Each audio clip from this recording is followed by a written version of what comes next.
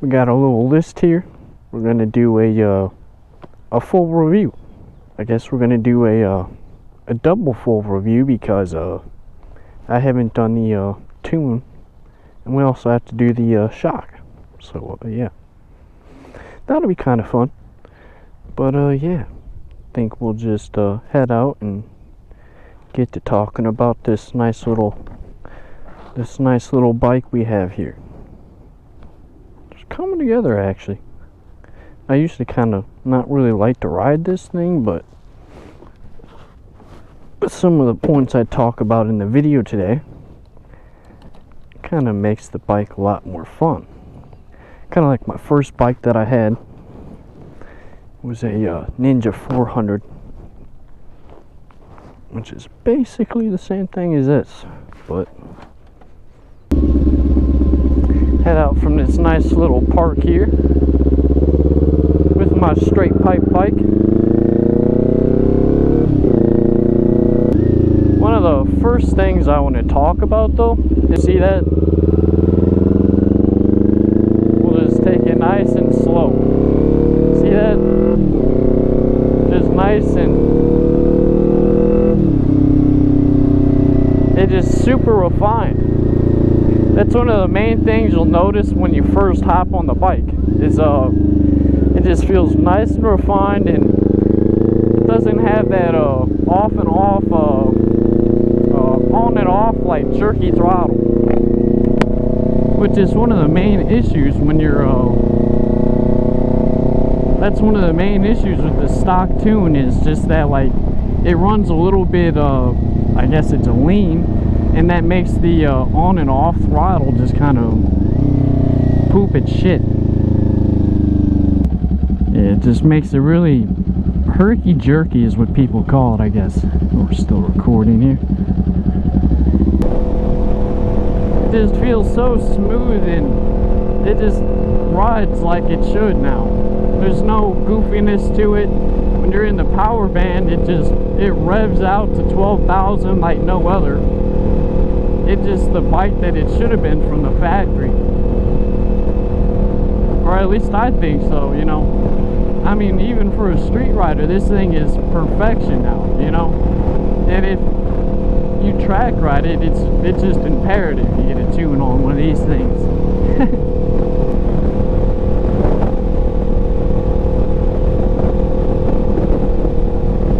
I guess we're in this section just bouncing around like we're on railroad ties.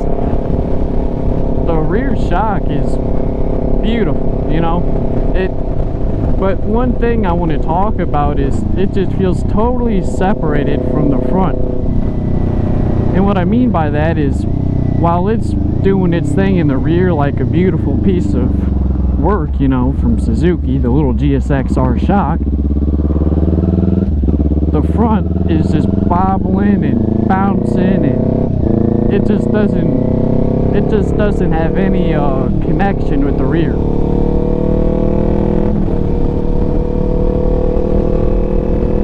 Yeah, just like when I come over that bump, the front feels totally different than the rear. The rear soaks it up, the front just bashes into it like it's a wall. That's the best way to put it. I do really like the rear shock though. When you're in a turn and such, it does produce a lot more confidence and all that, because you're not bouncing off the actual road. The rebound is taking it's doing what it should basically, and it's bouncing straight back to the road. So if you hit a bump, right back. Same with the high and low compression. It just seems like I don't know what it should have been from the factory, you know. That's a good way to put it again. A lot of the things you do to this bike are going to be just upgrading what they did cheap from the factory to make it a obtainable bike from like the dealership and all that. So like if it's 5,400 out the door or something, I don't know. It's 6,500 last time I checked actually, so we'll go with 6,500 out the door. You know, that's the difference. When you look at the ZX4RR, that is a totally different bike. Different chassis, different engine, different suspension, different swing arm. It's not even the same bike. And when you see the price tag, but you see the same engine size, that might throw you off. But in reality, the Ninja 400 and Z400 have just minuscule adjustments, and like your front, you have no adjustability whatsoever. Nothing. As to where with the 4R and the RR, you have all sorts of stuff to do. You have the rebound, you have the compression, you have all that fancy jazz.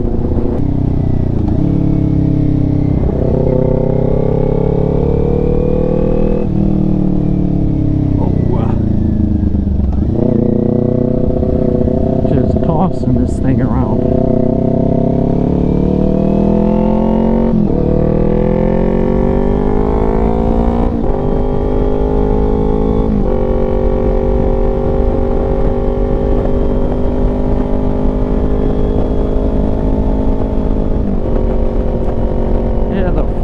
Of this bike is just so fun. You just sit here in the lane and just kind of bop it around back and forth, you know. See that? It's so fun. It just, these things rip. Just the agility and flickability alone, and the amount of power you get to use the entire ride, those three factors make these bikes so fun. And then once you tune it, put a rear shock on it, put some steel braided lines and such on it, which I haven't done, but that'll be something next. Put some fancy brake pads on it so it grips a little better. Just the usual bits, the things that Kawasaki cheaped out on, and this thing will come out and be cheaper than a 4RR, you know? Most definitely.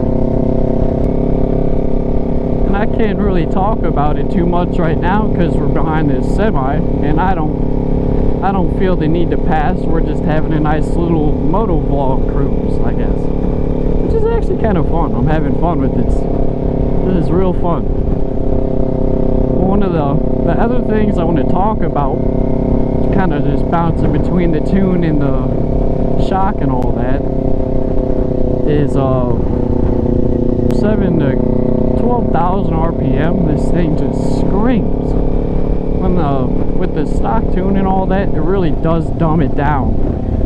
If you watch more Mafia, that man, he will explain to it in layman terms, basically, that any bike you buy from a dealership at 100 like throttle, 100% throttle, it is taking like upwards of 50-60% of actual throttle. So if you're going 100% throttle at 12,000 RPMs, this thing is actually giving you about 40% of that, you know, if I remember right. I can't quite remember right, but it's a crazy dumbed down number that they pull it out to.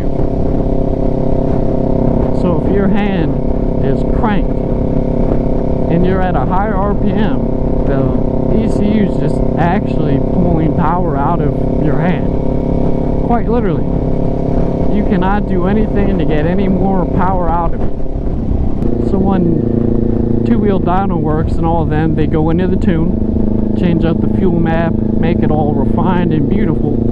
They actually also take off a lot of the safeties and stuff that the engine has, like all the goofy AIS and all that, emissions and all that. You delete that. They take the engine codes and bye-bye. See you later. You don't need it.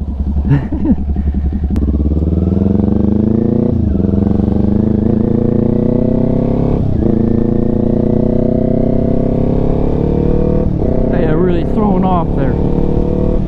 Had to focus on the intersection.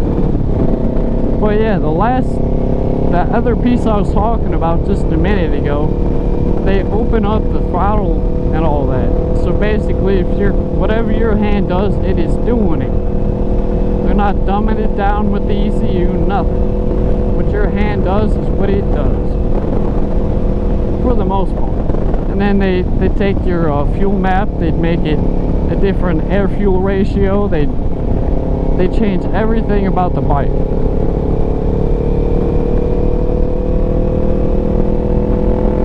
Just really, you can really give it the beans now, you know. I'm barely giving it any throttle.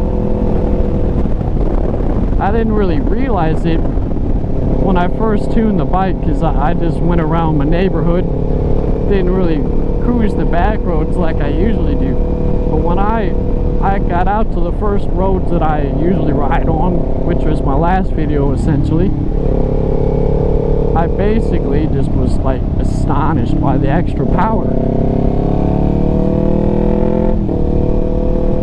I can actually kind of feather with the throttle, play with it, all this fancy stuff now. It's really woke up the bike.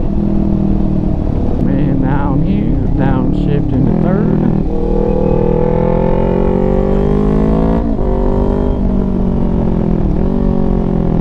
So much different.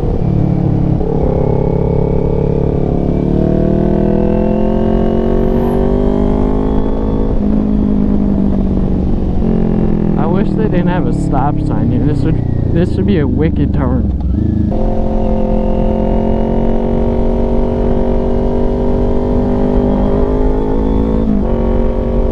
Back to the fun here. Dropped the sign or hit it. I think he hit the sign there when he bounced down.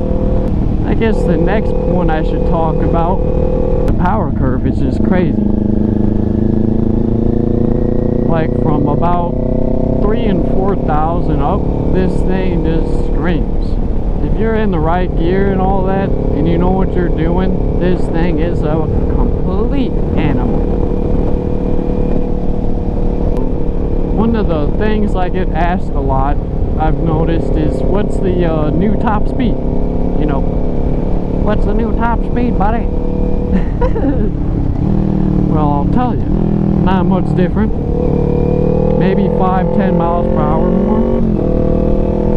But in the grand scheme of things, it is the acceleration and what gets you to that top end that is the difference.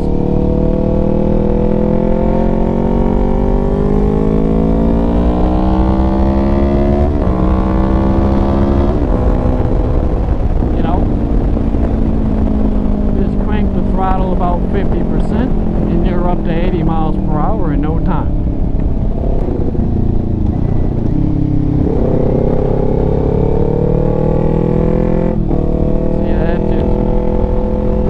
Down 2 gears, lean in, and you're hooked. You know, it is a beautiful bike.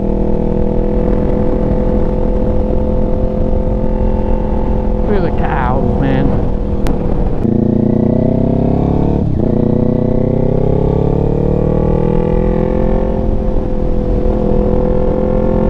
Probably won't show it on the video, but there's a squirrel right on the edge of the road. He probably halted and skid right into the edge of the curb there on the edge of the road. He just fucking bam, fucking face planted and rolled into the road. Probably won't show it on video, but if it does, I'll be happy because that was kind of funny. And we are clear for takeoff. See the acceleration, you know, and go.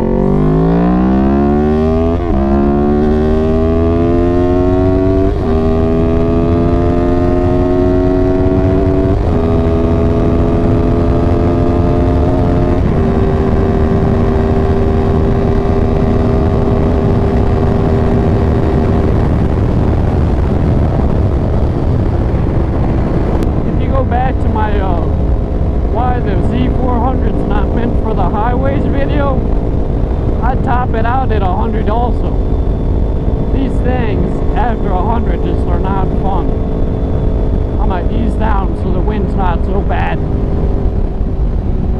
That's another thing, you can't lean in on these bikes. I'm on the actual edge of the back of it right now, just leaned up like a goofball. That's one of the things you'll have an issue with, especially if you're taller than me. I'm cramped up right now trying to stay out of the wind. But if you heard that, I hope it picks it up in video. The intake is just insane. How I open up the front of it and it has the new intake with the velocity stacks. Holy balls, man. That sounded so cool when I was really ripping into it. The stock tuning, it really does log out. If you've ever took off in like 3rd or 4th gear, it lugs. This one, it just kind of, the acceleration really gives, you know. You get that. I probably sound so dumb, but it's a good way to explain it. If you're in the wrong gear and you really give the beans on it, you know. Watch.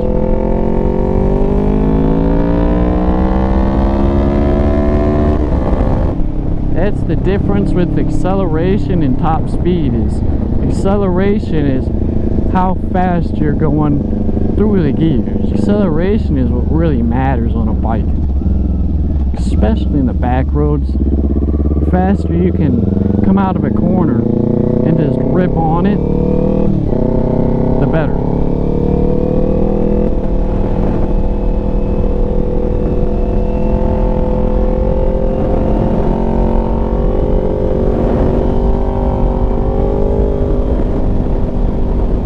Much more flicky. The rear shock just gives it that like alive super sport feel. The geometry of the bike is even different. It is actually, if you watched in my other video, I kind of made it a little confusing, but the GSXR rear shock and all that, it is about a half-inch higher in the rear. And what that does is it gives it that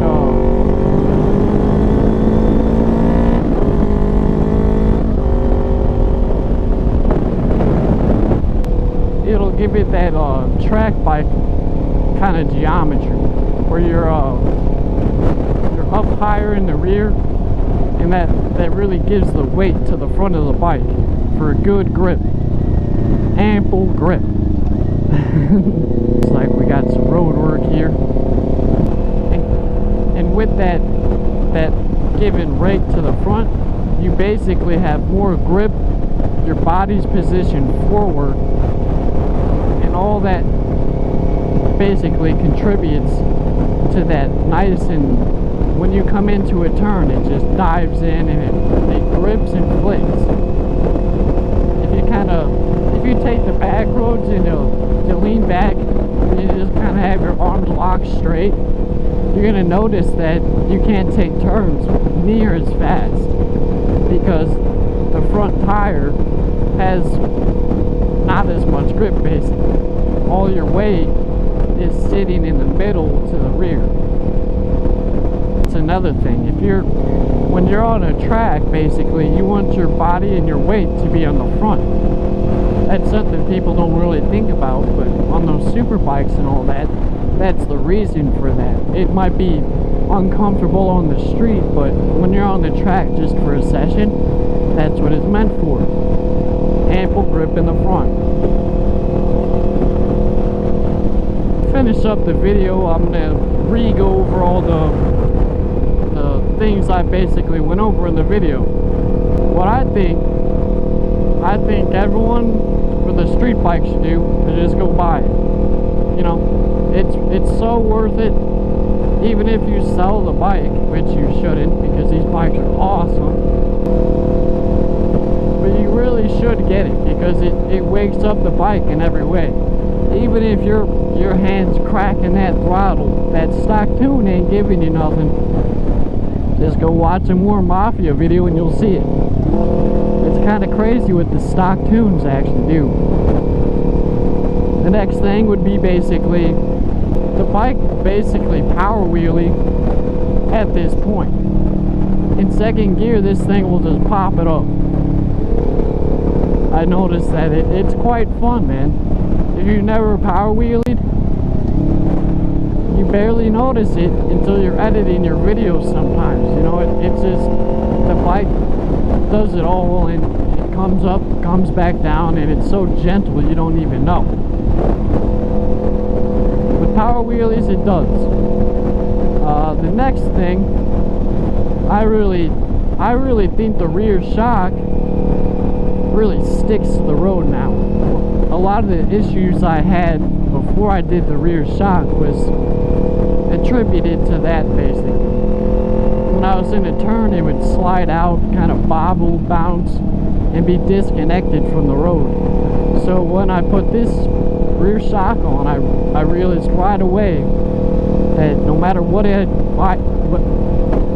I do, it sticks to the road, and it's stuck. That basically produces a lot of confidence in wanting to ride the way I do, basically. Thing would be basically the smoothness throughout the lower torque range, basically, I would call it. The torque range. This bike is so smooth that when you downshift or upshift, or you're just kind of cruising at a lower speed, it doesn't have that on and off throttle that the stock ECU tune produces, because it's basically leaned out. They lean it out from stock, and that produces that herky-jerky on and off kind of feeling. Ooh, goddamn, buddy. Sounded beautiful. Pow. But I think that's where I'm going to end the video. It's just going to be terrible on the highway, I can already tell. I know that I fixed the wind noise, but it's not too good over about 60 miles per hour. So I think that's where I'm going to end this video. I hope you guys enjoyed it, and I'll see you guys in the next one. Peace.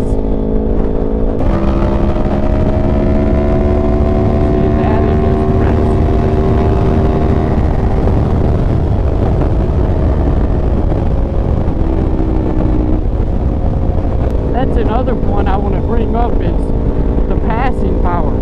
This thing, even in 6th gear, that's passing power, baby. It rips. You know, it takes off in whatever gear you're in. It has the torque to take it now. From factory, these things don't have much torque, but once you wake them up a little bit, it's all the difference.